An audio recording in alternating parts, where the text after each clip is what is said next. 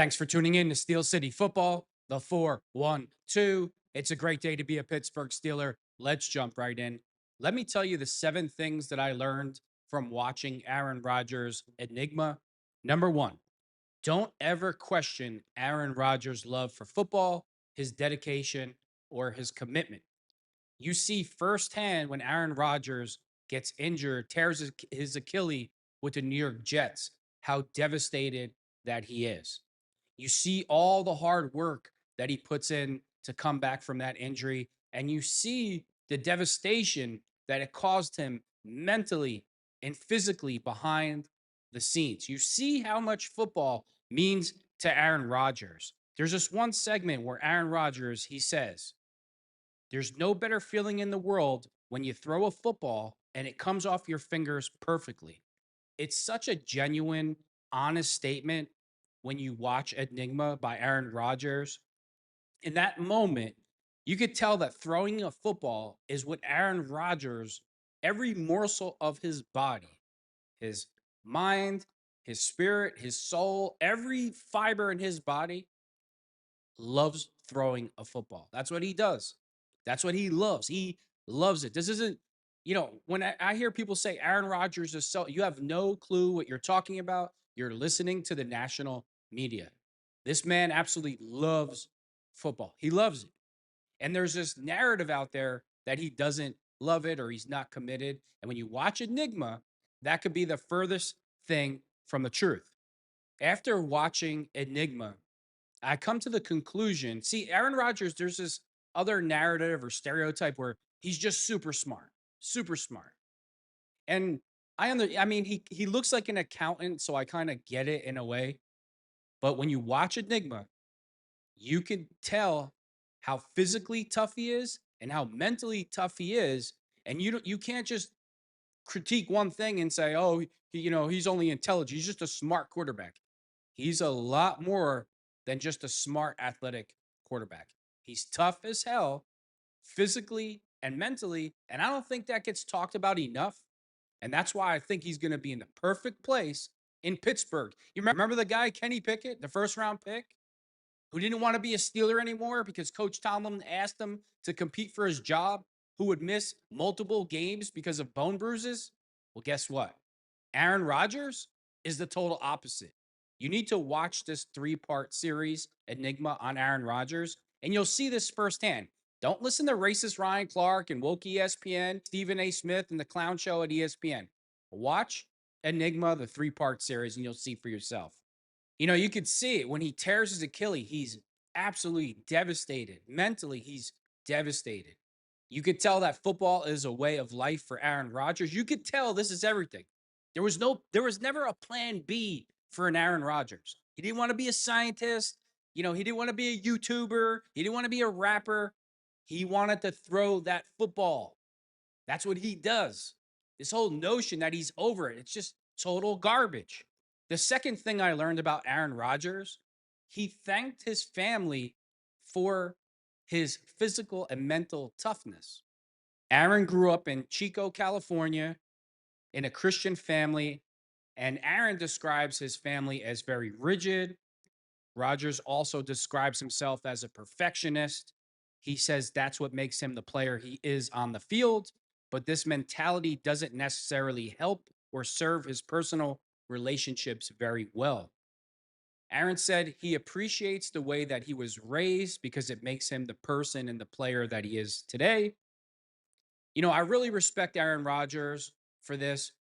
You could tell there's some deep issues with his family, and he doesn't put all that into the media. He keeps his mouth shut.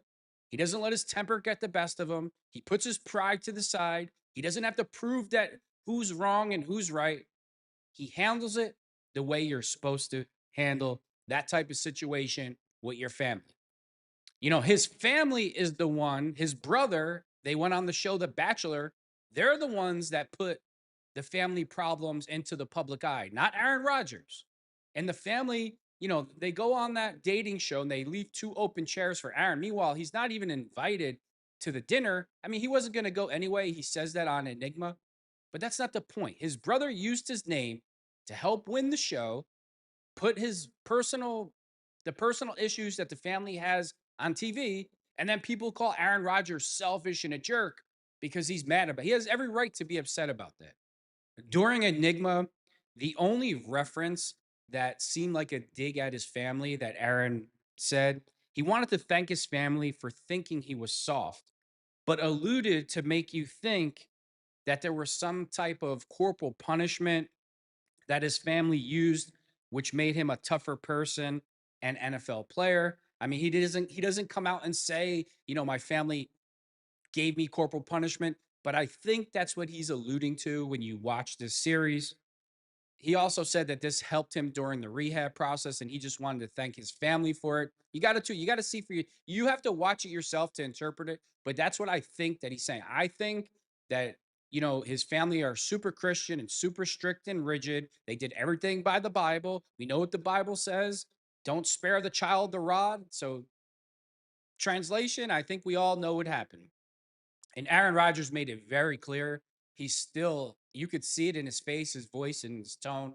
He's super upset still to this day how his family went on The Bachelor and aired out his family issues. You could tell he's not happy about it. But he also went on to say he's open to reconciliation with them and he wants the best for them. Then Aaron talks about after his Super Bowl victory and MVP that his family didn't like all the attention that he was getting and wanted him to be smaller. And I know he was very upset and hurt by this. Like he says, you guys don't even see me. And I didn't want any of this. I just wanted to play football.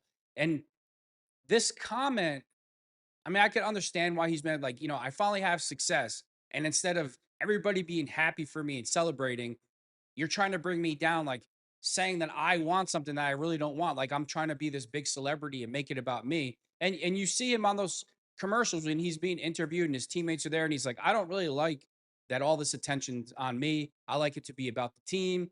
And that was the public narrative. That was the narrative through the national media that, oh, Aaron Rodgers, he's making it all about him. And his family did the same thing. Meanwhile, he's never once made it all about him. And through high school and through college and through the NFL, he's proved that. I'm going to get into that in a minute. The third thing that I learned about Aaron Rodgers was nothing was handed to him during his football career. His freshman year in high school, he showed up. He was 5'6" and 130 pounds. And his own words were, my first year of football did not go very well. Danny Meehan, the senior quarterback of the varsity team, took Aaron under his wing and they developed a tight relationship. Meehan said of Rodgers, he was just driven internally. He did everything to become better. Nobody had to ask him to do anything. Aaron Rodgers' high school coach called him a great communicator, a great teammate, and a student of the game who was highly intelligent and has never seen anybody process information the way that Aaron Rodgers did. We didn't hear the word selfish, did we? High school, he wasn't selfish. College, he wasn't selfish. And he's not selfish in the pros. Aaron went on to have a super successful high school career. And with all that success, he still wasn't offered a Division I scholarship. Aaron then heads off to Booty College. I hope I'm pronouncing it right. Butte College, a junior college in California. The junior college coach describes Aaron as the best quarterback in the country, a great teammate, super intelligent. And the coach also talked about Aaron's ability to process information. Let's talk about the mental toughness and the physical toughness again. Did we see any quit in Aaron Rodgers? High school, freshman year, pretty much had the same story as Tom Brady. Struggled a little bit, finished off with a great career. Comes out, no scholarship offers from Division I programs, doesn't get discouraged, has to put his pride to the side, has to tough it out, has to go to a community college, basically. A short time later, Cal offers Aaron Rodgers a scholarship. Aaron Rodgers puts up huge numbers and absolutely destroys the number one ranked team in the country, USC. Then Aaron declares for the NFL draft. The fourth thing that I learned about Aaron Rodgers during this process, Brett Favre is a dirtbag and he is not genuine whatsoever. The entire time, Brett Favre, an Enigma, lies about the way he treated Aaron Rodgers, lies about their relationship. You got to tune in. Brett Favre is just a dirtbag. So Aaron Rodgers, he slips a bit in the first round of the NFL draft. He goes to the Packers at pick 24, round one. As soon as Aaron Rodgers gets to Green Bay, Brett Favre starts acting like a dirtbag. And it's true. You could see for yourself. You could tune in and watch it. Favre comes out and says, "It's not in my contract to get Aaron ready to play." Aaron Rodgers goes to visit Brett Favre in Mississippi, and it's super awkward if you ask me. There's a weird energy and vibe in the room. Of course, Brett Favre is lying through his teeth the entire time. Aaron goes to visit Favre in Mississippi, and it's super awkward if you ask me. Aaron tells Favre, "I wanted to hang out and get to know you away from the facility, and I dropped hints all the time, and you never asked." And of course, the disingenuous, lying Favre denies it all. In a later clip, Aaron Rodgers says, "The best thing for everyone in the quarterback room was me talking about life and hunting and never talking about football with Brett." Me personally, I think Brett Favre is a dirtbag. Aaron Rodgers used to try to emulate Brett Favre as a kid. He was his idol. He admitted it. He looked up to him. He wanted to pick his brain to become a better football player. And he gets there. And what does the dirtbag Brett Favre do? Blows him off. "You're not my guy. I don't care. I don't want nothing to do with you. Leave me alone. You know, you're a California kid. You think you're hot shit. Go on your surfboard." This is typical Brett Favre. Back in the, "Oh, Brett Favre, his little kid enthusiasm." Give me a break. So what? None of the other players have little kids enthusiasm? If they didn't, they wouldn't be playing in the NFL.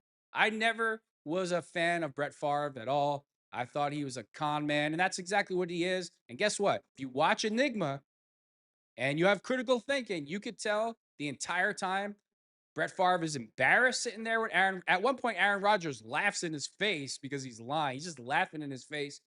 But I believe that Aaron Rodgers is on the spiritual journey, and he's trying to bury the hatch, bury all the bad things in the past and move on with life. And part of the process is forgiving. And that's why I really believe that he visited Brett Favre in Mississippi to put this whole thing behind, not for Brett, for him, so he can have peace of mind. This is the fifth thing I learned about Aaron Rodgers on Enigma. Aaron is not selfish. This is a blatant lie made up by the national media and liberal news stations because he refused to put the COVID shot in his body.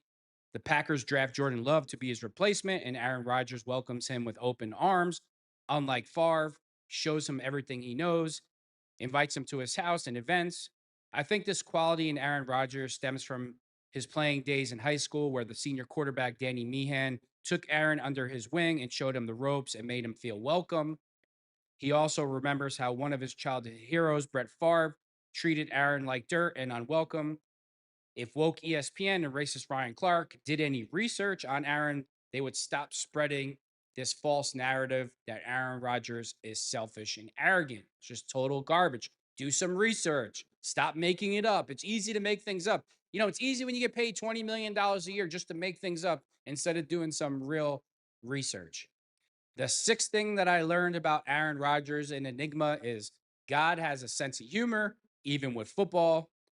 We all know there was a huge controversy because the media accused Aaron Rodgers of lying about his COVID status, which he clearly didn't. The media went on to say he endangered his entire team, which was a complete lie also.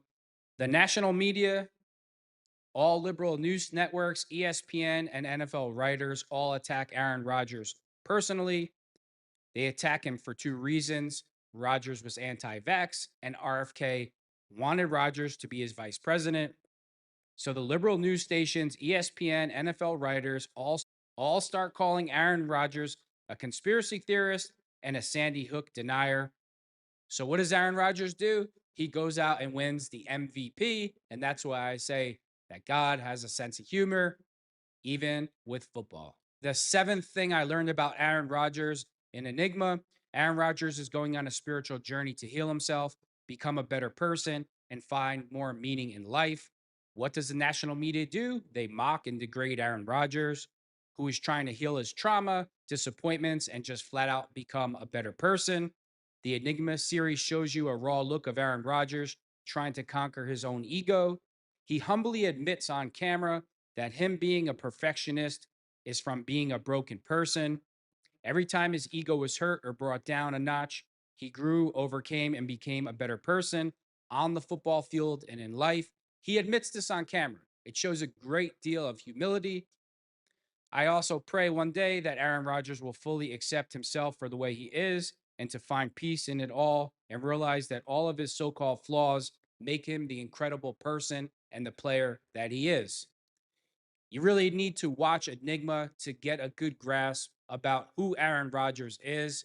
I can't wait for the season to start with the Pittsburgh Steelers. I'm so happy that Aaron Rodgers is going to wear the black and gold. I think we're all going to be surprised. What a great season it's going to be.